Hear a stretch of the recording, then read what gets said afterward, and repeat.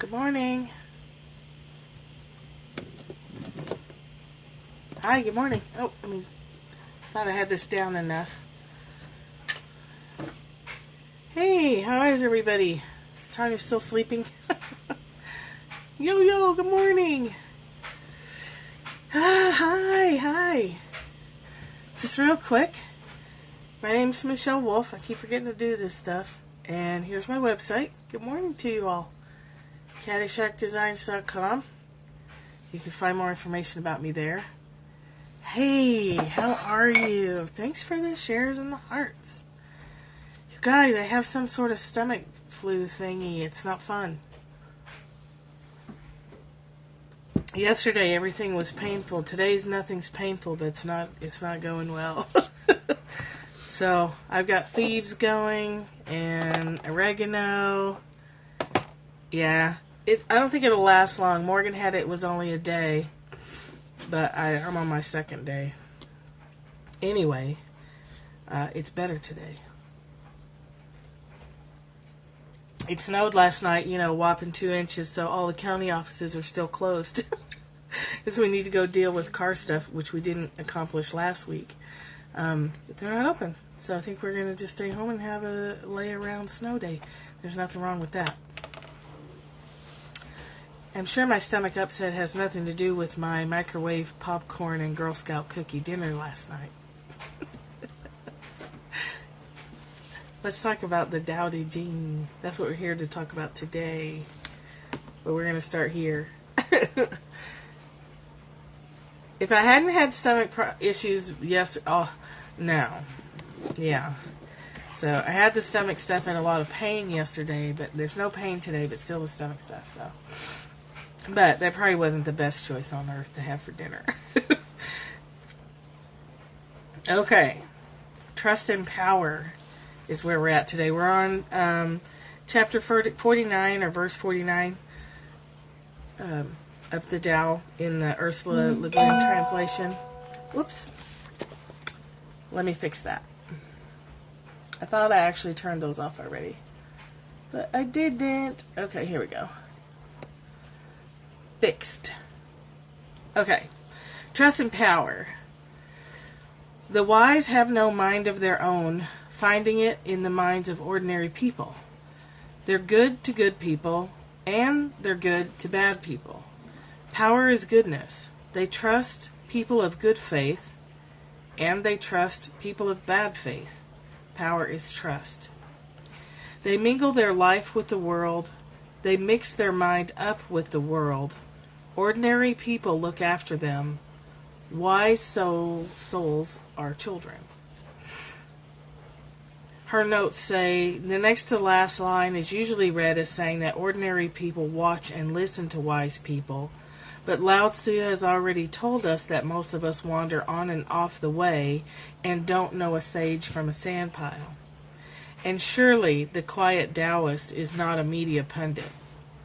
Similarly, the last line is taken to mean that the wise treat ordinary people like children. This is patronizing and makes hash out of the first verse, which is the wise have no mind of their own, finding it in the minds of ordinary people. I read it to mean that the truly wise are looked after or looked upon like children because they're trusting and prejudiced and don't hold themselves above or apart from ordinary life. That's how I would see that too. If you're approaching life with the openness of a child, which is very, very difficult. This work is, it's no joke. I mean, my friend Bev says it all the time. It's not for the faint of heart, and she's absolutely right. It is not easy to look upon every person you meet as, I don't know.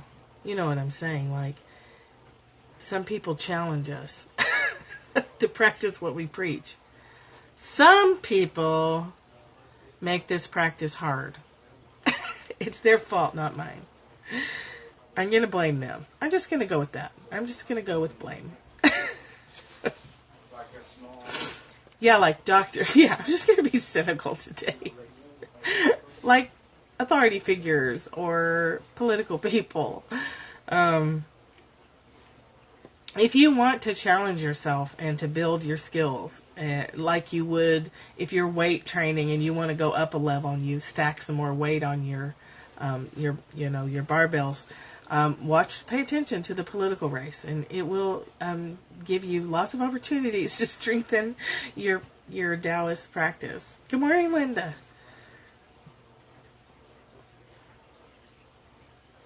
But children don't label and they don't worry. And we can do that too.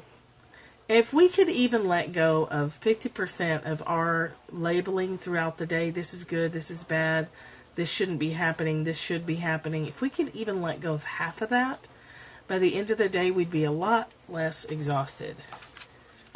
Because most of it, doesn't change anything, right? From long experience with the political system, we know that the media amplifies the gory, and we know that the polls are not an indicator of who actually gets elected president. So until November 2nd, or whatever it is this month or this year, we don't really know what's going to happen. And so it's good to pay attention and educate yourself and then make your own decision. But for God's sake, don't make your decision based on what the media is portraying. Good morning, Julia. And Zen Orchid and Angela. It is what it is, and I ignore most of it. Good advice for us all. If you follow me on Facebook, you know that this morning I had a moment about Donald Trump. I was just like, what the fuck? What's happening here? Yeah, it's not going to help you or the situation. Yeah, so to get inflamed about things. So this practice is a good practice for letting go of all of that, which doesn't make any difference whatsoever. You're responsible for educating yourself and choosing your own vote. And that's it. Yeah, it was just a moment where I was just like, Jeez, what? And I was like, pfft. All right. So, Stephen Mitchell's take on this chapter is the master has no mind of her own. She works with the mind of the people. She is good to people who are good. She is also good to people who aren't good. And this is true goodness. And that's true. If you're coming from your authentic self, you don't smile at one person and shout at another person. You generally treat everyone you come across as the same because you aren't changing in a reactionary way. So to respond to one person differently than the next person, this is Course in Miracles stuff too. You're reacting to your environment rather than holding steady in your own authentic nature. So when you're confident in your own strength, someone gets in front of you with an issue, you understand immediately it's their issue, and you remove yourself from the situation if you need to. Or you just stand there and just listen. A lot of people just need to be listened to. And then you go on about your day, and you don't let it pull you too far off center. The whole point of all of this, in my opinion, is to be that eye in the storm. To be that calm at the bottom of the lake. It's simple and powerful. It's hard to practice, and it's worth the effort. Yeah. Reminding yourself that to not take things personally. Reminding yourself that someone else's pain is not your pain. You can do what you can in the moment to alleviate it if they want it. Unsubscribe to other people's issues. That's great. Yes. Hit the unsubscribe button to other people's garbage. It's not yours to deal with. I love that. I really love that. I'm going to hit the unsubscribe button to a lot of issues. That's really cool. I think I feel like I need a t-shirt with that. I'm going to unsubscribe from your issues.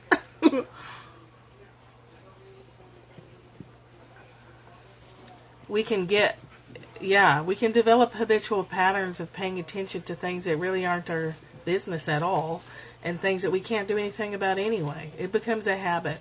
So this practice constantly reminds us, that's why we do it every day,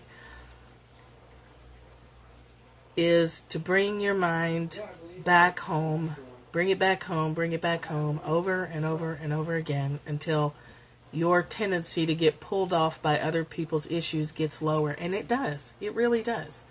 It becomes a momentary flash in the pan when you get distracted by somebody else's garbage. It doesn't last very long at all. But it takes a lot of practice. It's training. Okay, I'm gonna start over since I got on a whole tangent thing.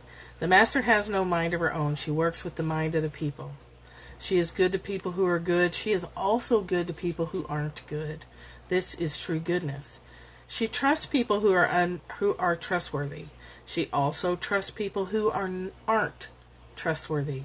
This is true trust. The master's mind is like space. People don't understand her. They look to her and wait. She treats them like her own children. So, people can get hung up on the word trust, too. You trust people and give them the benefit of the doubt. That doesn't mean that you don't set boundaries around people who have repeatedly proven that they can't behave.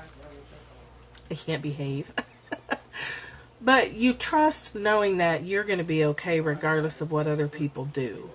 So withholding trust is almost the same as withholding love. And withholding love of other people hurts us. It doesn't do anything to them. Because our natural flow is to have that love and caring coming out through us. And when we chop it off, or we dispense it here but not there, and a little bit over here but none over here, it gets us all tangled up. And so the best thing we can do for ourselves is understand that we're fine.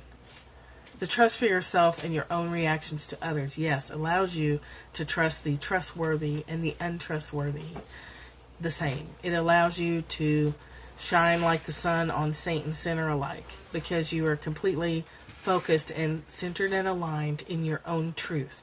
When you're in your own truth, most of the time you don't even have to say anything, because people just pick it up off of you. They just know, right? It's just like bullies know who they can victimize and who they can't, with that uncanny sixth sense of perception. When you're centered and you're stabilized in your truth, most people don't even mess with you. They don't even bother, because they know, they pick up that you are solid and centered and strong. And they don't even mess with you. Most of the time. Okay, so that's 49. That's a short one. So let's look at what Byron Katie step off. Just step off. Just back up. Just back that ass up. 1,000 Names for Joy. This is probably one of the best books I've ever read about what daily life using this stuff actually looks like. Even though sometimes it seems like she's not human, she's just a little more practiced. She has spent a lot of time, a lot of years practicing, which is the point of our meeting every day, is we're practicing. So that when things happen and we get caught off guard by someone's stuff, we aren't ruined for the whole day. Okay, chapter 49. Freedom means living in kindness as kindness. It means never having a moment of fear, anger, or sadness, living totally exposed as a gift. There's nothing personal in it.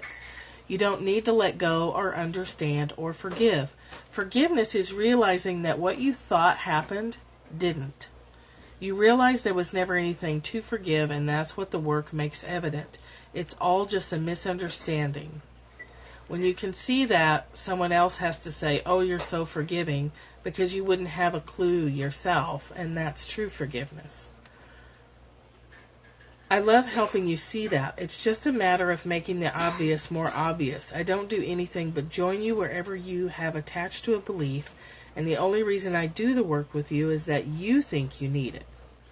I don't have that thought. I love you just the way you are. You are my internal life. So your asking is my asking. It's me asking myself for my own freedom.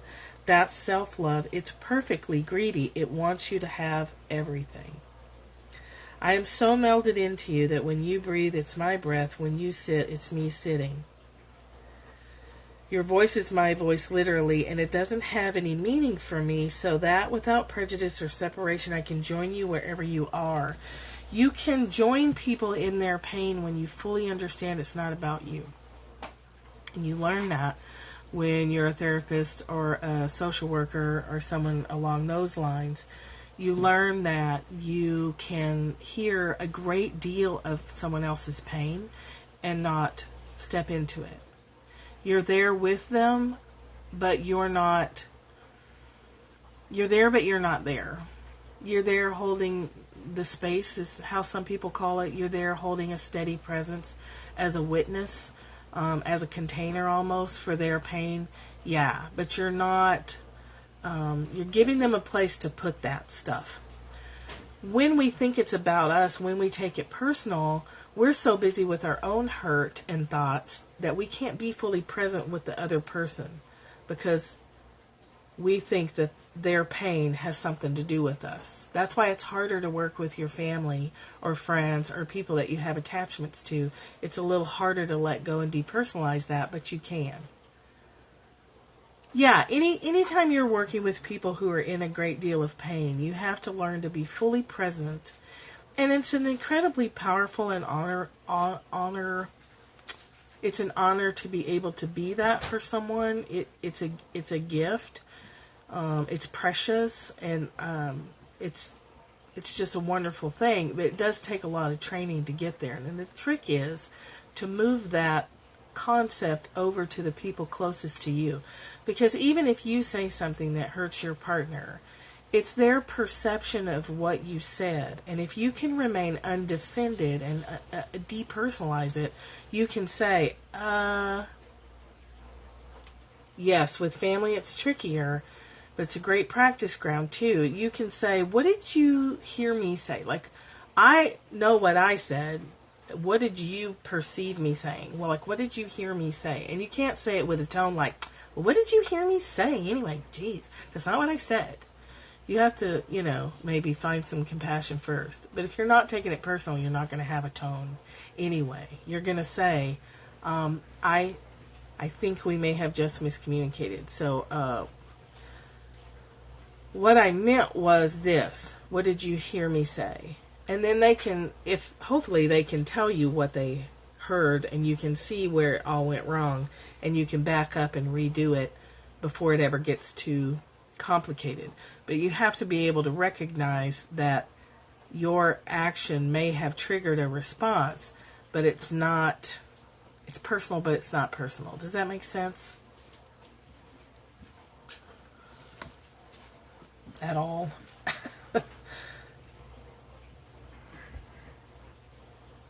Yes. Yeah, you do a lot of that work in graduate school. Working with teenagers will get you past that because you really understand that the only self-defense they have is their words.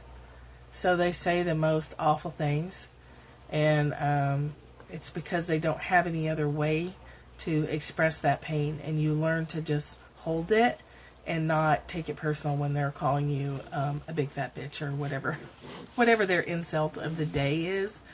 But I'm grateful for those experiences because it helps me take a step back from even the people who are a little more closer. Not always, not perfectly, but it's a little bit easier.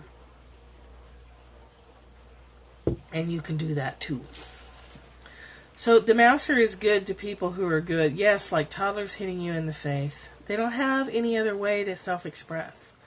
And unfortunately, some adults don't have very good ways of self-expression either. So they move toward violence, or they use words that aren't productive or effective. They're trying to get their needs met, and it's not working. So you can work with people, and if you can step back a little and understand that it's about them, not you. Yes, or spitting. Or biting. Toddlers. Some people are just very large toddlers. So the master is good to people who are good because all she can see is goodness. She has no reference for anything else. She's not labeling people good or bad. So she's staying the same. She isn't responding and reacting to people based on her judgment of them. she's staying the same. She sees them as confused children who are having a very hard time. Right. It's painful to be mean and selfish. She knows from her own experience what that feels like. And when she's kind to people who reach out to her, however good or bad they have been, it's actually herself she's being kind to. She acts as a kindness to herself. Okay? When I see somebody and I judge them and label them bad, I'm hurting myself because I'm chopping off the love that's my natural state, and I'm creating fear, usually, so I've probably triggered some cortisol and other stress hormones that I didn't even need to go down that road. I didn't even have to do that. For her, it's always goodness meeting goodness, the steady, unbroken flow of her own nature. She trusts people who are untrustworthy as she trusts people who are trustworthy. She trusts them all completely to do what they do. Got a lot of troll activity today. And I don't think I caught that one in time. She trusts people to do what they do. She knows that people are going to act how they act, and she doesn't expect them to be what... she doesn't expect them to be what they aren't. If they're a cat, she doesn't expect them to bark, and she doesn't demand that they bark because she trusts their true nature. Since they always do what they do, she can never be disappointed. She can depend on that. It's good that this one told the truth. Look at the gifts that came out of it. It's good that that one lied. Look at the gifts that came out of that. And because the Master understands that truthfulness is the key to her own heart, she is delighted when anyone else comes to realize it. So here's an example of her life. My friend said he'd meet me at the restaurant at 7 and he's not here. A lot of this can also be found in Tosha Silver's book, Outrageous Openness. This example that she's about to give is a really good example of just rolling with the flow and seeing what happens. So she's supposed to meet her friend at the restaurant at 7. She gets there and he's not there. She walks in anyway, waits 15 minutes, and then decides to go ahead and order. Which is exactly what I would do, because I'll wait for you like one pig waits for another. I'm going to eat. I notice that the waiters keep their commitment. They wait on me. The meal is wonderful. I don't worry about where he is. I don't wonder where he is, because I know that wherever he is where he's supposed to be. There's nothing out of order. I'm not worried about him or annoyed that he's late. I haven't been thinking about him at all. I don't need to bother. All my thoughts return to the source they came from. The waiter is slow in bringing the check. And that's how I'm detained long enough to see my friend rushing to the table. Perfect timing. He sits down beside me, breathless, and tells me his story. What could be better than one meal? 2. One for me and one for him. I'm good that he broke his word. Good that he wasn't trustworthy. What could be more fulfilling than that? This doesn't mean that I'm a doormat, though, and this is important. When people keep breaking their commitments, I notice that I mirror their movement by moving away myself. I don't make a third dinner date with someone who hasn't shown up for the first 2. If someone cancels twice, I trust him to do what he does, and making a third date is not efficient, okay? So she doesn't freak out about it. She just understands that this is a person who makes dates and doesn't show up for them. So therefore, don't make dates with the person who doesn't show up with them, because she trusts that their behavior is their behavior without a lot of garbage in between. People show you who they are. Believe them. Yes. Just believe it. And you don't, to make the third date would be expecting them to change. And they've already shown you that that's not possible at that time.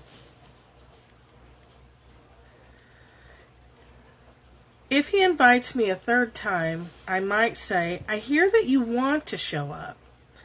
I know you did your best. I realize that your mind can't remember when it doesn't remember. And because we're together now, let's just be together now and not worry about setting another dinner date. I don't want to make a date with you, but let's talk now while we're together. I'm totally available. Tell me everything. Tell me your story. We're here right now. We're on the phone right now together. Let's have this time together and not worry about setting a plan. Because this person has proven that they can't, for whatever reason, don't take it personal, hold to the plans they make. Same thing she says about if her husband was having repeated affairs. She says, I recognize that you can't stop this behavior. I feel myself moving away, so I'm going to take myself out, and I love you and I care for you, and I go enjoy your life. And she didn't do that easily. I mean, her divorce from her first husband was a lot of material, right? She got to practice this method on her own life for hours sitting at her kitchen table. This place she is now is hard won. It's not something that she just woke up and boom, gave it all up, gave up all her thought processes. That's not how it works.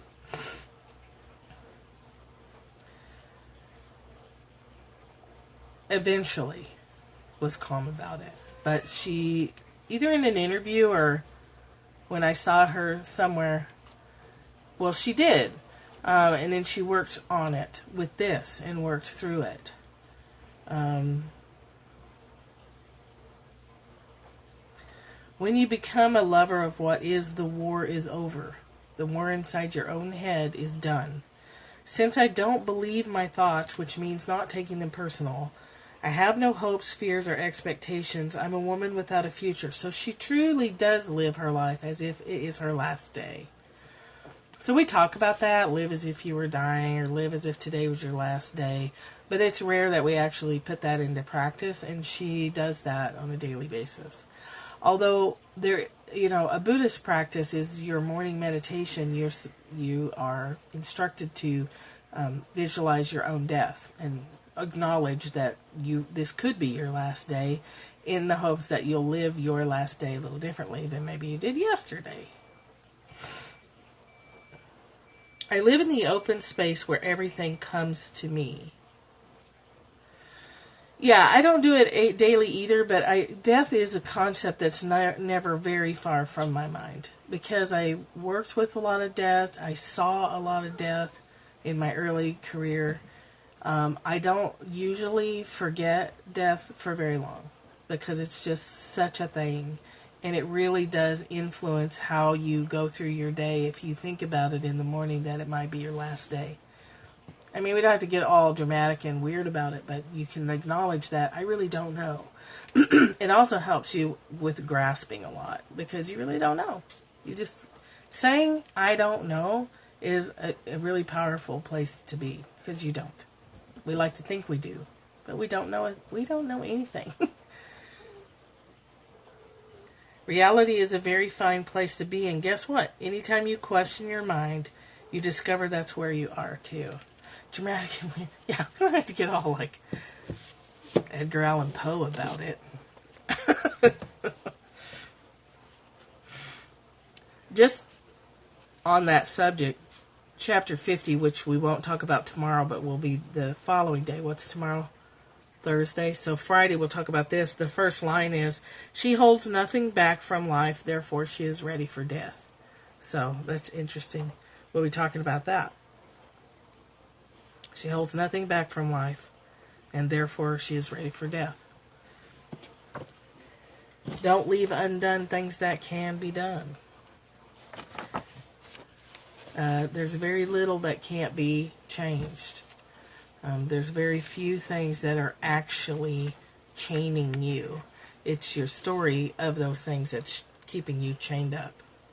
And that part you can change. That's the good news. The bad news is it's not easy, but it's doable. Let me put these down.